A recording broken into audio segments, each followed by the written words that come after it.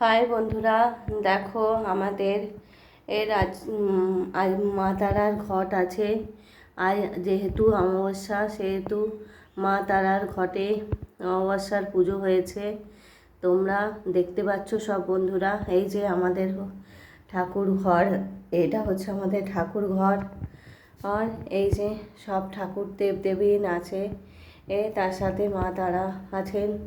তিনি সব সময় আমাদের তিনি সব সময় আমাদের বাড়িতে বিরাজ করছেন এবং তেনার দয়ায়, মা তারার দয়ায় আমরা এখনও সুস্থ সবল ভালোভাবে আছি।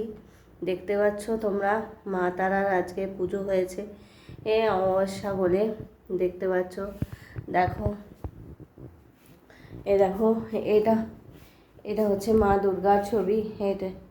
এটা আমার খুব প্রিয় ছবি।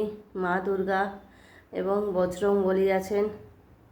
এই যে দেখো, দেখতে পাচ্ছ।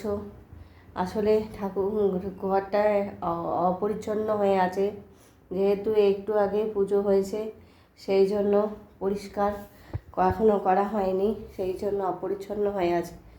এই দেখো, মা তারার পুজো হয়েছে আজকে অমাবস্যা বলে। দেখো সবাই বন্ধুরা, তোমরা সবাই দেখো।